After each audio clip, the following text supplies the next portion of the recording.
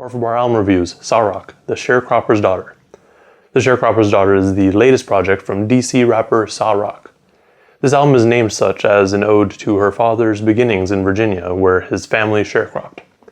She mentioned that the title of this album, and the album in general, is intended to show the connection that is carried on even though their upbringings are different. This album has been long awaited, and it definitely does not disappoint. The album comes in at a total runtime of 50 minutes with 15 tracks, so it is a bit longer, but that's totally fine in this case, I feel. There are a few tracks that have been previously released as singles more than a year ago, such as Forever and Goddess Gang, but that's okay too, because I feel that new listeners should definitely check them out. The project is mostly produced by Soul Messiah, with the exception of the track Deliverance, which is produced by Evidence and Albie Smooth. The album starts off with the track Emergence, which features an intro from Saul Williams, who really does a great job of setting the tone for the project. The song is literally about an emergence. Sa-Roc talks about where she and her family have come from and where they are now. It touches on how some people thought that she wouldn't get anywhere with the lines, "Brown girl with thin skin, they said I would never make it this far. That was the devil, baby, this God, look at me now." Here she's essentially addressing the people that doubted her, but also addressing the people who are currently or actively being talked down on and told that they won't go anywhere. She says that it's the devil that's saying those things and that God wants them to succeed. This then goes into the next track, Gold Leaf. Here Sa-Roc puts her lyrical skills on display almost immediately with the first lines. "Woman of steel has embroidered on the lapel, superhero with these expressions ejected from out the grill. Nah, I mean, like Muslims on the deen. From sunup to sundown, I'm praying on your regime. It's a theme." That is just a taste of what's to come with this project, and to start off with that level of double or triple entendres is always appreciated. The overall idea of the song is to show how, as she's writing these lyrics, they're turning the pages into gold leaf because they're just so good. This is really meant to be seen for all of her work though, not just this track. And if you've heard anything from Sa-Roc before, this shouldn't be a surprise at all. This then goes into Rockwell's America, featuring Styles P. The title itself is a play on Norman Rockwell mixed with Sa-Roc's name. She just took out the K. Norman Rockwell was an artist who portrayed images of America back in the 1900s. And this is used to show the portrait of America that isn't always seen in what Sa-Roc wants to show the listeners. I mean, the song literally starts out, "This is a portrait of America that Norman couldn't master, but crack rock well suited for the capture." She brings up so many things that are really only seen if you are black or in that sort of environment. Like the fact that the police will just take their time to show up if they get called to the hood. Something Real has Sa-Roc talking about herself in the music industry. This song really goes over people ignoring her and thinking that she doesn't have skill. This song is actually directly talking about some of the things I spoke about on my last podcast about female MCs not getting enough recognition. It's a topic that doesn't make sense to me because you would assume that if someone's into hip-hop, they'd listen to the artist no matter their gender. I guess that's not the case though, and instead it's just kind of the norm, unfortunately. This really is just one of those, I know I'm dope, here's the reasons sort of track. I also really enjoyed the song because of the juxtaposition of the chorus with the verses, because the chorus is just so, for lack of a better word, sweet, and then the verses are just full of bars like, "This is what y'all need for the time being, it's a rap detox. No Dre, but I've been doctoring bars so long, call me Rap Deep Pac. I'll chop records and cook tracks till they crave each drop from the stock." Like, if this song is someone's first exposure and introduction to Sa-Roc, they'll have to have something to say about the song. It's just so good. I also just really enjoyed the beat switch halfway through the second verse too, because it just fits her style really well and brings out that aggressive voice that she every so often uses. The next track, Hand of God, is a track about being authentic. The authenticity isn't just limited to hip-hop or the way you portray yourself, but is meant to include your entire life. Your authenticity is something that you have to prove to people sometimes, since there's so many people that are just fake. She brings up this idea of fakeness and compares it to the rap game, where all these rappers is plastic and freshly augmented. Going back to the idea of proving your authenticity, the chorus is really just her saying that she has no reason to lie to people about herself, and if you don't believe her, she'll dip. Deliverance, like I've mentioned before, is the only track that is not produced by Soul Messiah and is instead produced by Evidence and Albie Smooth. This track is meant to be the first single for the album, even though the project features songs that were released before it. This track has a darker feel to it, and fans of Evidence would definitely pick up on the production style that he typically uses here. The song itself is meant to be about finding freedom and a space for growth and joy by holding an unfaltering belief in yourself and what you do.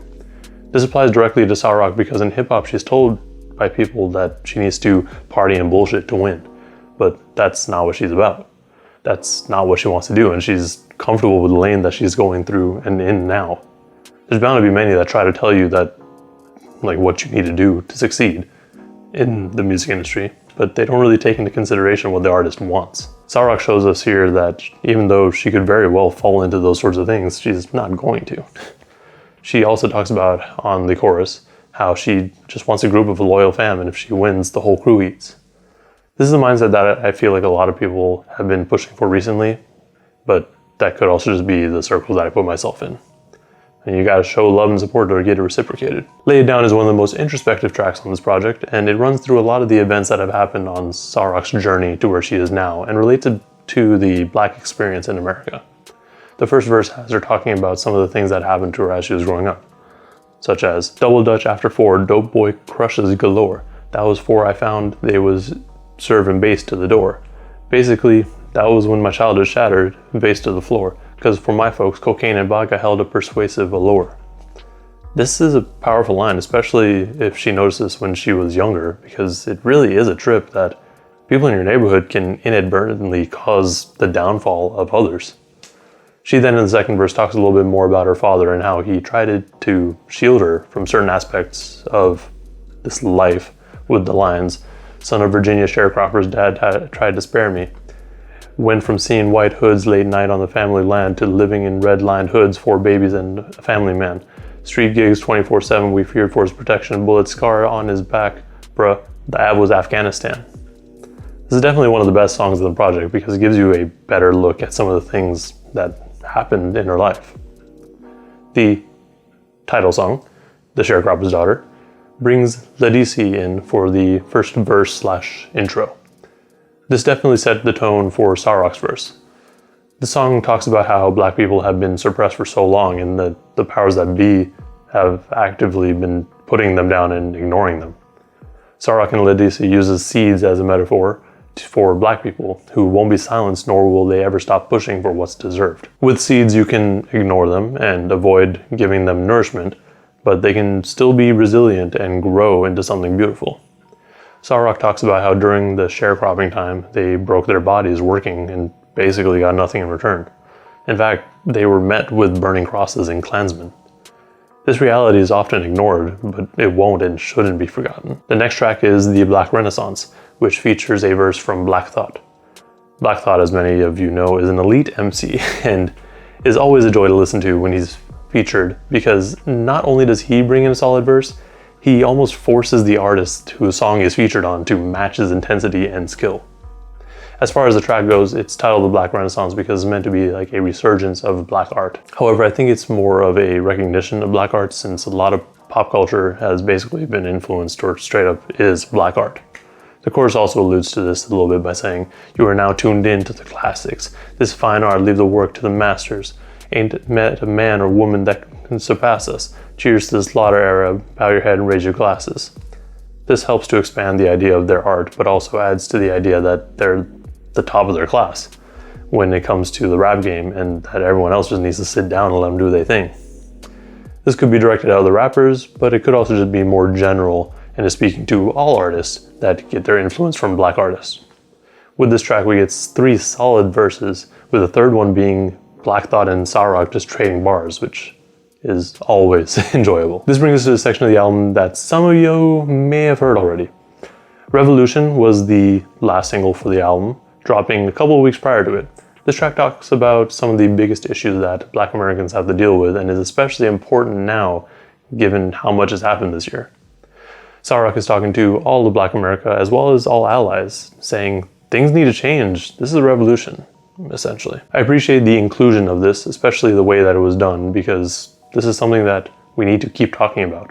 Without these conversations, nothing will change. Goddess Gang came out back in 2018, which is fine because I'm sure there are people who still haven't heard it, and it's a good song. The song really feels like an anthem with how big it sounds, and that makes sense because Sa-Roc wanted to pay homage to the musical legacy of the South and band culture. This song also touches on some of the thoughts that in hip-hop there can only be one major female MC. This was a little bit more relevant back then when that whole Nicki Minaj and Cardi B beef was happening, but it's still good to hear another female rapper saying that, yo, everyone can coexist and there doesn't have to be only one female MC that everyone looks to in rap. It's really an uplifting track, and the ideas brought up regarding female rappers can apply to everything.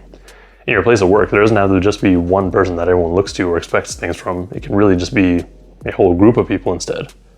Plus, when everyone works together, things tend to go better anyways. Forever is another one of those tracks that came out back in 2018, but is still a very important song to have here.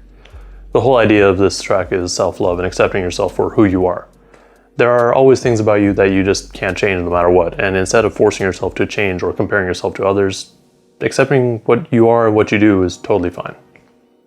As we approach the end of the album, things don't slow down. 40 and a Mule directly refers to the 40 acres and a mule that some of the families freed during the Civil War were given.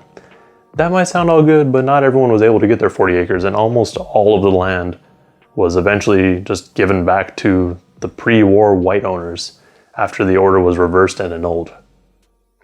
The song itself is about getting what's owed to you and what you deserve. Sa-Roc uses this to talk about her place in the music industry. Even though she's a solid artist, she doesn't get the attention that she deserves, but she doesn't let that get to her, and she's just going to keep proving to people that she's not to be taken lightly. She's always got bars ready to show people how good she really is. Dark Horse continues on that idea of proving yourself to non-believers.